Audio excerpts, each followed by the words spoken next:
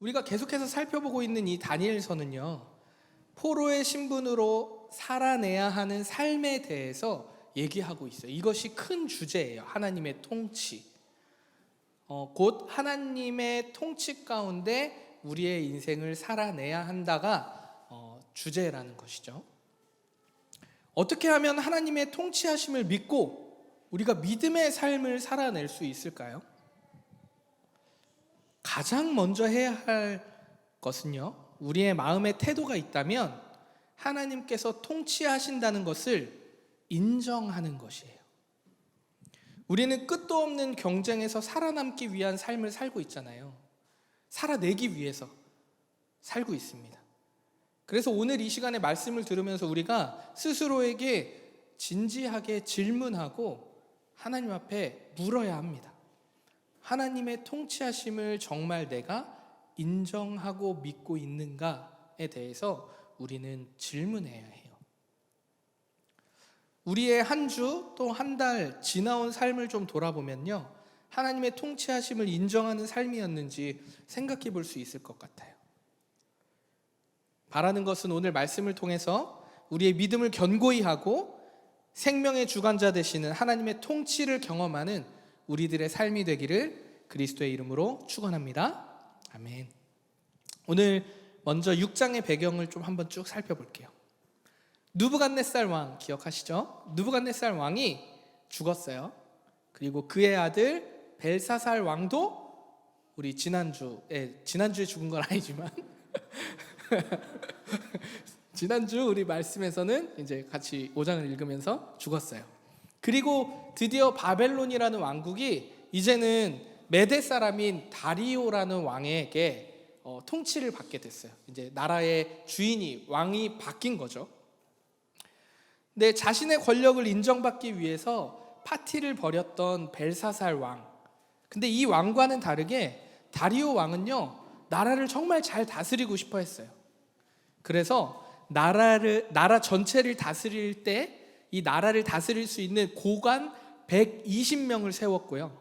이 고관들을 다스릴 총리 3명을 뽑았습니다. 이 고관이라는 것은 무엇이냐면, 이 고관의 역할이 무엇이냐면, 이 백성들의 안전과 더불어서 곡물 있죠, 곡물의 징수를 하는 사람들이 고관들이었어요. 그러니까 곳곳에 120명의 고관들이 백성들의 곡물을 잘 이렇게 징수하는 것이 이들의 역할인 거죠. 지방 수령의 역할들이었어요.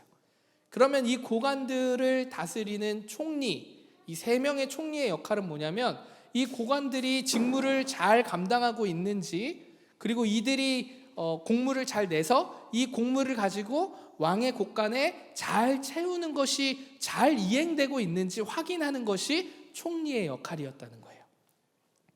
다니엘은 오늘 성경 본문은요, 다니엘이 이 3명의 총리 중에 한 사람이었다라고 얘기해요. 그리고 다리오 왕은요, 이 다니엘의 뛰어남을 딱 봤어요. 알아차린 거죠. 그래서 어떤 마음을 갖게 됐냐면, 다니엘은 총리지만 나라 전체를 다스리게 해야겠다 라고까지 마음을 먹은 거예요. 근데 우리가 생각해 보면요, 다리오 왕이 정말 좀 그 전 왕과 벨사살 왕과는 다르게 정말 지혜로운 것 같아요. 왜냐하면 다니엘은요, 바벨론의 마지막 왕이었던 벨사살 왕의 꿈을 해석했잖아요. 그래서 그동안 모든 왕들에게 이제 은혜를 입기는 했지만, 마지막 왕 벨사살 왕에게서 또 은혜를 입은 건 뭐였냐면, 셋째 통치자가 되었던 거예요. 해석함으로써 그 은혜를 받았잖아요. 무슨 말인가 하면, 다리오 왕이 새 왕이 됐어요. 근데 왕이 돼서 보니까 3번째 통치자였던 다니엘이 일을 너무 잘하는 거예요. 그래서 나라 전체를 다스리게 맡겨야 되겠다라고 생각을 한 거죠.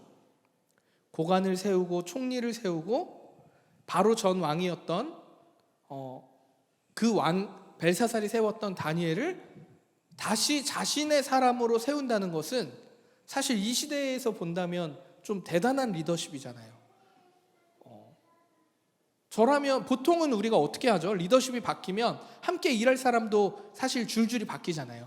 그게 보통의 조직의 사회인데, 그럼에도 다니엘을 인정했다는 것은요, 다리오 왕이 정말 지혜롭고 대단했다 라는 생각이 든다는 거죠. 그런데 이런 지혜로운 다리오 왕의 통치가, 생각이 결국엔 다니엘에게 화가 되었다는 거예요. 120명의 고관과 다니엘을 뺀 2명의 총리가 다니엘을 시기하기 시작했어요. 이대로 가다가는 자신들도 다니엘을 모셔야 되는 상황이 될 것 같은 거예요. 그러니까 다니엘을 인정하고 싶지 않은 거예요. 뛰어나던 왕의 총애를 받던 이런 거 상관없고, 저 다니엘은 무너뜨리든지 어떻게 흠을 잡아서 끌어내려야 되겠다라고 생각한 거죠. 그런데 다니엘의 흠을 잡고자 엄청나게 애를 썼지만 다니엘은 이만큼의 흠도 없는 거예요. 아무리 찾아도 흠이 없어요. 그래서 음모를 꾸미게 됩니다. 어떤 음모였냐면, 다리오 왕에게 새로운 법령을 만들어 달라고 제안을 합니다. 앞으로 30일 동안 왕 이외에, 다리오 왕 이외에 어떤 신이나 사람에게 기도를 하면 사자굴에 던져서 죽여야 한다, 이런 법령을 만들어서 왕님 도장을 찍어 주십시오. 왕이 높임 받아야 되지 않겠습니까? 이렇게 새로운 법령을 왕에게 제안을 해요. 다리오 왕은요, 당연하게도 새로운 법령에 담긴 그 꿍꿍이를 알 수가 없었어요. 다리오 왕의 입장에서는요, 이것을 정치적인 기회로 삼기에 정말 딱 좋은 상황이었거든요. 자신을요, 백성과 신들 사이의 유일한 중재자로서, 모든 복의 통로로서 본인이 딱 등단하기를 그런 기회로 삼기로 원했거든요. 왜냐하면 고대 사회에서는요, 왕만이 신에게 복을 구할 수 있는 자격을 가졌다라고 생각하는 게 당시의 문화였거든요. 그러니까 정치적으로 그 법령, 그 새로운 고관과 총리들의 제안이 구미가 당겼던 거죠. 정치적으로도 딱 맞는 거예요. 내가 새로운 왕이 됐는데 이 법령을 세우면 백성들이 나를 통해서 신을 만나겠구나. 그러니까 나한테 절하게 할 수 있겠구나. 나한테 기도하게 할 수 있겠구나. 요거 내가 통치하기에 딱 좋은 기회구나라고 다리오도 생각했다는 거예요. 결국 다리오 왕은 그 새로운 법령에 승인을 했습니다. 자신이 좋아하는 다니엘을 사자굴에 던져 죽여야 되는 그런 상황이 벌어질지 모르고, 음모라는 것도 모른 채 승인을 한 거죠. 그리고 다니엘은요, 이제 새로운 법령이 세워졌다는 것을 들었어요. 그게 오늘 본문 10절이에요. 제가 우리말 성경으로 한번 읽어봐 드릴게요. 다니엘은 명령문에 왕의 도장이 찍힌 것을 알고 집으로 돌아갔습니다. 그리고 그날도 이전에 하던 대로 창문을 열어둔 다락방에서 예루살렘을 향해 하루 3번씩 무릎을 꿇고 하나님께 기도드리며 감사를 올렸습니다. 여러분은 이 상황을 보면서 어떤 생각이 드세요? 30일 동안 왕이 아닌 다른 사람이나 신에게 기도하면 어떻게 된대요? 사자굴에 던져진대요. 근데 그거를 지금 다니엘이 들었어요. 근데 다니엘의 행동, 이 모습을 보면서 여러분 어떤 생각이 드십니까? 혹시 비슷한 스토리가 좀 떠오르지 않으세요? 우리가 3장에서 살펴본 다니엘의 세 친구들, 그들이 겪은 풀무불에 막 던져져야 되는 그 사건 기억하시죠? 그때 상황과 비슷하지 않아요? 정말 끼리끼리 논다고 하던데 정말 맞는 것 같아요. 무지하게 뜨거운 풀무불이나 사자굴에 던져져 목숨을 잃는다고 하더라도 나는 하나님만 바란다, 하나님만 나의 주인이심을 인정한다, 이렇게 미련할 정도로 신실한 이 믿음을 보이는 다니엘과 세 친구들이라는 거죠. 근데 이 믿음을 보면요, 이 믿음에 비해서 우리의 모습은 어때요? 너무 하찮아 보이잖아요. 너무 부족해 보입니다. 근데 더 놀라운 걸 말씀드리면요, 다니엘이 지금 포로로 잡혀온 시간이요, 우리는 한 장 한 장으로 넘겼지만 시간이 엄청나게 흘렀어요. 생각해 보세요. 나라가 바뀌었으니까. 나라의 주인이 바뀔 정도의 시간이 흐른 거예요. 못해도 좋기 60년은 충분히 넘은 시간입니다. 그러니까 이제 소년 다니엘이 아니야, 10대 다니엘이 아니야. 못해도 60은 넘은, 요즘 시대로 따지면 어쩌면 노인이라고도 할 수 있겠죠. 노인까지는 아니나요? 60은? 어찌됐건 다니엘은 이렇게 긴 여정의 시간을 한결같은 신실함으로 살았다는 거예요. 오늘 성경은요, 다니엘이 전에 하던 대로 기도하였다고 얘기해요. 하나님을 인정하는 삶을 끊임없이 노력하면서 살았다는 거예요. 어느 시간 동안, 포로로 잡혀온 모든 시간, 그 수십 년의 시간 동안 했던 대로 하나님께 감사하며 기도하며 살았다는 거예요. 지금 내가 사자굴에 던져지는 법령이 떨어졌다, 왕이 도장을 찍었다라는 것을 듣고도 그날에 그렇게 기도한 거예요.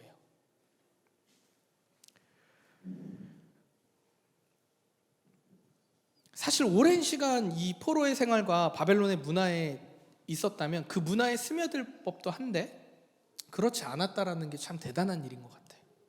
그런데요, 다니엘이 하나님을 인정하는 삶을 살았잖아요. 그 수십 년 동안. 그리고 그 주위의 사람들이 그 다니엘의 삶을 계속 보아왔을 거예요. 그럼에도 그 삶을 따라가지 않고 그 삶과는 전혀 다른 모습을 보인 사람들이 있습니다. 바로 고관들과 총리죠. 이들은요, 자신들이 인정받고 싶었어요. 오직 자신들이 높아지고 자신들에 의한, 자신들이 만든 왕국이 필요했던 거예요. 아니, 왕이 얼마나 우스웠으면 음모를 꾸며서 왕을 이용할 생각을 했을까요?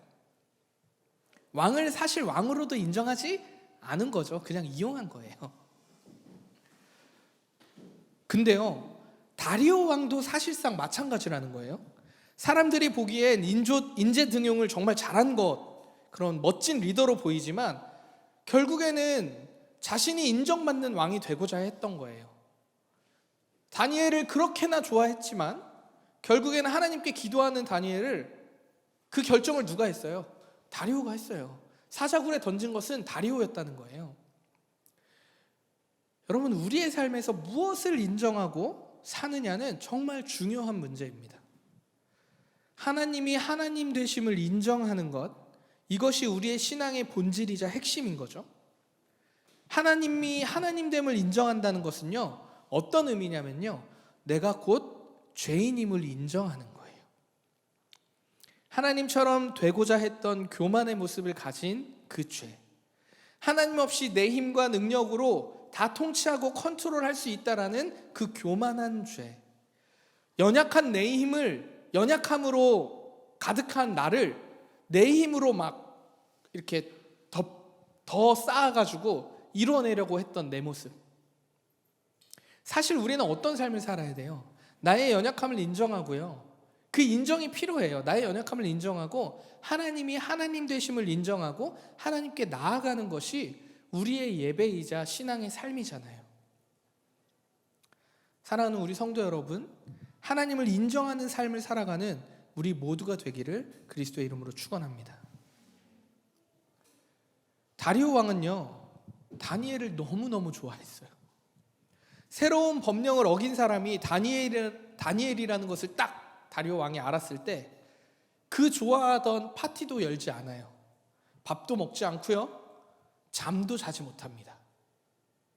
자신의 왕권을 강화하기 위해 정치적으로 선택한 결정이었으나 이것이 자신이 좋아하는 다니엘을 죽일 수밖에 없는 상황을 빠뜨리게 되었다는 것은 다리오는 상상도 못했겠죠. 그래서 구할 방법을 애써 막 찾아봐요. 어떻게 다니엘을 구할 수 없을까? 그런데 방법이 있나요? 방법이 없어요. 도무지 방법이 나오지 않는 거예요. 결국 자신이 도장을 찍었고 자신이 말한 그 말을 지키기 위해서 그 총리와 고관들의 그 촉구에 못 이겨서 그래, 다 사자굴에 던져라, 이렇게 얘기를 하고 맙니다. 다리오 왕이 다니엘을 필요로 했고 또 너무나 좋아했다고는 하지만 결국에는요, 자신의 말과 체면보다 다니엘이 더 중요한 건 아니었다는 거예요. 다니엘의 실력을 인정하고 다니엘의 지혜로움을 인정할 수는 있지만 자신의 왕권 강화보다 중요하지는 않았다는 거예요. 오늘 함께 읽은 6장 26절에서 27절은요, 다리오 왕이요, 백성들에게 전하는 말입니다. 다리오 왕은 이렇게 이야기합니다. 이 상황이 어떤 상황이냐면 이제 사자굴에 던져진 그 다니엘이 털끝 하나 다치지 않고 돌아오게 됐어요. 그리고 나서 백성들에게 이제 하는 말이 오늘 6장 26절에서 27절 말씀이라는 거예요. 이렇게 얘기합니다. 모든 백성들아, 하나님 앞에서 떨며 두려워할지어다. 살아계신 하나님, 영원히 변하지 않으시는 하나님이시다. 하나님 나라는 멸망하지 않고 하나님의 권세는 무궁하다. 구원하시는 하나님이시다. 하늘과 땅에서 이적과 기사를 행하시는 하나님이시다. 이걸 누가 얘기해요 지금? 다리오 왕이 얘기하고 있어요. 여러분 어떠세요? 어떻게 와닿으세요? 와, 다리오 왕이 좀 멋진 것 같아요? 사자굴에서 털끝 하나 다치지 않고 돌아온 다니엘을 보고 이제 막 의기양양하게 다리오가 선포하는 거예요. 막 조서를 해서, 조서를 써서 막 선포하는 거죠. 저는 이 다리오의 고백이요, 정말 불편하게 다가옵니다. 하나님 앞에서 두려워해야 되는 것 맞고, 살아 역사하시며 영원히 변치 않은 분 하나님 맞고, 하나님의 나라는 영원하고 권세는 무궁하며 구원하시는 하나님인 거 맞고, 하늘과 땅에서 이적과 기사를 행하시는 분이 하나님이라는 것 알고 있어요. 그리고 그 말이 맞아요. 그런데 다리오 왕이 하는 말이라서 저는 와닿지 않고 불편해요. 만약 다니엘이 이와 같은 고백을 했다면 저는 정말 감동받았을 것 같아요. 여러분 이럴 때 있잖아요. 바른 말, 맞는 말을 하는데 불편한 말로 들릴 때가 있지 않습니까? 지금 저는 다리오의 고백이 딱 그런 것 같아요.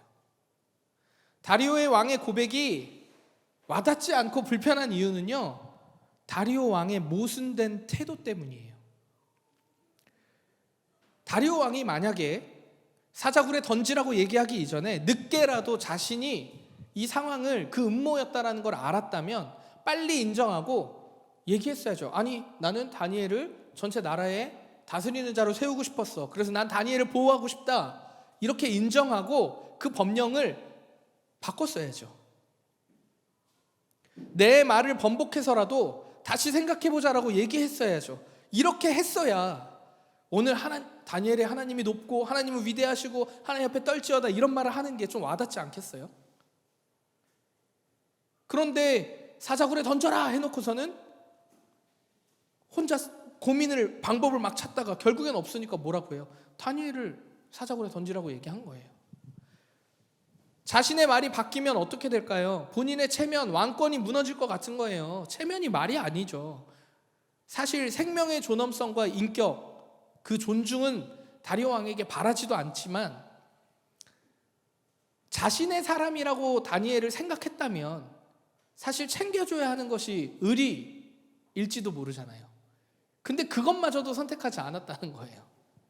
그런 다리오 왕이 마치 다니엘을 엄청 생각하는 양 막 밤을 지새우고 그랬다라는 게 저는 조금 와닿진 않아요. 다리오 왕이 새벽같이 잠을 결국 못 자고 사자굴로 달려가서 말해요. 뭐라고 얘기하냐면 살아계신 하나님의 종 다니엘아, 난 이 말도 싫어. 지가 다 던져놓고 이제 와서 살아계신 하나님의 종, 난 이 말도 싫어요. 내가 항상 섬기는 내 하나님께서 너를 사자들로부터 구해주셨느냐? 이렇게 묻는 거예요. 너무 웃기지 않아요? 저는 너무 가소롭고 가증하다는 생각이 들어요. 말과 행동이 너무나도 다른 거죠. 다리오의 이 모순된 태도가 백성들을 향해 하나님을 높이는 이 말이 와닿지 않게 된 거죠. 다니엘의 고백과 같은 말인 것처럼 보여요. 그런데 전혀 다른 믿음이라는 거예요. 사랑하는 성도 여러분, 우리도 다리오와 같이 말과 행동이 다를 때가 있지 않아요? 제가 너무 가증스럽다라고 표현했지만 저도 그럴 때가 너무나도 많아요. 그래서 그게 혹시라도 누가 알게 될까? 그런 조마조마한 마음도 있어요. 왜요? 저는 목사잖아요. 차 운전하다 욕하면 두렵다니까요. 나중에 저 욕 들은 사람이 우리 교회로 오면 어떡하지? 우리도 다리오와 같이 말과 행동이 다를 때가 있어요. 하나님을 안다고 얘기하고 믿는다고 고백은 하지만 전혀 다른 모순된 삶을 살 때가 우리도 있다는 거예요. 하나님이 통치하신다라고 알고 있고 우리가 말로 하고 고백은 하지만, 그렇게 말할 수 있지만 통치의 삶을 인정하고 믿음으로 살아가는 삶은 다르다는 거예요. 이 성경을 읽고요, 모든 사람이 지식으로 쌓을 수는 있어요. 아, 그렇구나, 이것뿐이겠어요? 예수 그리스도가 나를 위해 죽으시고 부활하셨다라는 그 복음의 핵심 들을 수는 있어요. 알 수는 있어요. 그리고 말할 수도 있어요. 근데 내가 살아내는 건 다른 이야기예요. 우리의 삶을 돌아보면요, 사실 내가 주인 된 삶, 내 뜻대로 행하는 삶이 더 많은 것 같아요. 그렇다면 우리의 삶이 도대체 어떻게 하면 하나님 되심을 인정하고 우리가 살아갈 수 있을까요? 이게 우리에게 중요하잖아요.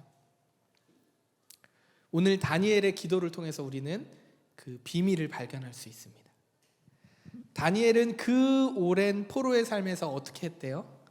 전에 하던 대로 기도했다고 말하고 있습니다. 죽을지도 모르는 그 두려움 앞에서도 어떻게 했대요? 전에 하던 대로 기도했다고 말하고 있습니다. 근데 여러분, 오해하지 말아야 할 것은요, 다니엘의 이 기도가 성실한 신앙생활을 의미하는 것이 아니에요. 성실해야 한다, 습관을 가져야 한다, 이것만을 의미하는 건 아니에요. 습관을 잘 세우라는 말이 아니죠. 습관도 중요해요. 이 습관을 통해서 우리는 신앙의 성숙함으로 은혜를 또 발견할 수 있는 계기가 되기도 하니까요. 이 습관도 중요합니다. 하지만 진짜 중요한 것은요, 전에 하던 대로 기도를 하고 예배를 드리고 일상의 삶을 살더라도 어떤 마음과 어떤 태도로 살아가느냐 하는 것이 제일 중요하다는 거예요. 다니엘은요, 전에 하던 대로 기도했는데 어떻게 기도했냐면 감사하며 기도했다고 얘기해요. 지금 다니엘의 이 상황에서 감사 기도를 드린다는 것이 여러분이 이해가 되세요? 저는 이해가 안 돼요. 늘 하던 대로 하는 게 감사 기도래요. 근데 법령을 듣고 왔어. 왕이 도장을 찍었대. 나는 예루살렘을 향해서 하루에 3번 기도하면, 근데 내가 이렇게 기도하는 삶을 사람들이 알았을 수도 있으니까, 그 오랜 시간 동안 나는 그런 삶을 살았으니까 보게 되면 난 죽을 건데 라고 생각을 안 했겠어요, 다니엘이? 근데도 그날 와서 기도했다는 거예요. 어떻게 해요? 전에 하던 대로 어떻게 해요? 감사로 기도를 하다니요, 이 상황에. 근데 성경은 얘기해요. 다니엘은 하나님을 인정하는 삶의 중심에서 전에 하던 대로 감사로 기도했다고 얘기해요. 신앙의 성숙함으로 나아가기 위한 습관도 중요하지만 그 중심이 중요하다라는 거예요. 감사가 있었다라는 건 어떻게 하면 감사가 있어요? 사자굴에 끌려갈지도 모르는 상황에서 감사가 나온다는 것, 그 중심이 어떻다는 거예요? 하나님의 통치 가운데 있음을 믿음으로 확신하고 인정하고 있다라는 얘기예요. 감사는요, 내가 구했던 것들이 이루어지는 게 감사가 아니에요. 감사는요, 하나님이 나의 생명의 주관자 되시고 나를 인도하시고 나를 결코 포기하지 않으시고 하나님의 나라의 백성으로 나를 통하여 영광 받으신다, 나를 통치하신다, 이 나라와 민족을 다스리신다, 온 우주 만물의 주인이시다, 그래서 나는 그 하나님의 자녀다 라는 고백, 감사, 이것이 진짜 참된 감사겠죠. 이 감사의 고백을 전에 하던 대로 계속 해왔다는 거예요. 그냥 형식적으로 하루 3번 열심히 예루살렘을 향해 기도했던 게 아니고요, 그 중심에는 하나님을 인정하고 하나님의 통치를 믿는 믿음의 고백이 있었다는 겁니다. 말씀을 정리할게요. 하나님의 하나님 되심을 인정하는 삶으로 나아가기를 소망합니다. 하나님을 인정하는 삶은요, 증인의 삶을 살아낸다는 거예요. 다니엘의 그 삶을 통해서 증인이 되었잖아요. 성경을 보는 우리에게도 증인이 되었지만 이제 다리오의 그 고백을 통해서 다니엘은 모든 백성들의 증인이 됐어요. 죽음을 각오하고 하나님의 통치를 믿고 인정함으로 기도하였던 다니엘이 이제 증인이 되었다는 거예요. 여러분 그거 아세요? 증인이라는 단어와 단어의 어원과 순교라는 단어의 어원이 같아요. 그러니까 증인의 삶은요, 하나님을 위해 순교하는 삶을 산다는 말과 같다는 거예요. 근데 우리는 삶을 살면서 기도할 때, 감사할 때가 언제 기도하고 감사할 때, 언제 기도하고 언제 감사해요? 고통이 찾아올 때 기도하고 내가 원했던 게 해결됐을 때 감사하잖아요. 그것도 감사고 그것도 기도예요. 필요해요. 근데 우리가 오랜 신앙생활 하신 분들 아시죠? 우리의 필요를 하나님은 다 아신다. 오늘 제가 믿음으로 한 번 더 우리 성도들에게 도전하고 싶은 것은요, 예수 그리스도를 믿으면 탄탄대로로 주식의 우상향처럼 우리의 삶이 우상향 됩니까? 아니요. 우상향 될 수 있어요. 하지만 그 과정에는 반드시 고통과 고난이 있습니다. 다니엘은 흠이 없었어요. 본인이 세 번째 통치자가 되게 해달라고 벨사살에게 요청했어요? 아니에요. 우리 지난주에 살펴봤잖아요. 벨사살이 준다고 한 거예요. 지가 불안하니까. 그건 왕이나 가지십시오 했던 게 다니엘이에요. 오늘 다리오 왕에게서 전체 나라를 다스릴 수 있는 권한을 달라고 다니엘이 얘기했어요? 아니에요. 다리오 왕이 챙겨줬어요. 다니엘은 원하지 않았는데 우상향 됐어요. 근데 고통이 따라와요. 시기하는 사람들이 생긴 거야. 알고도 어떻게 했어요? 기도했어요. 감사함으로. 왜? 하나님이 인도하시는 줄 알았으니까. 통치하시는 줄 알았으니까. 이게 증인의 삶, 순교의 삶입니다.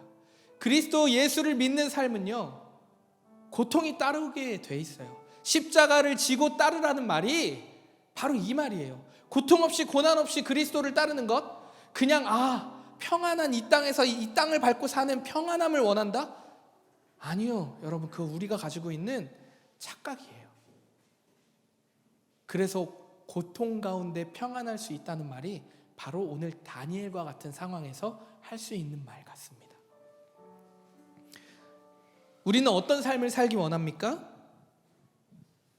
한번 생각해 보십시오. 저를 포함해서 우리 올디너리 공동체 모든 우리 성도님들은요, 하나님이 하나님됨을 믿고 증인의 삶을 살아가기로 결단하고 고백하는 우리들이 되기를 간절히 소망합니다.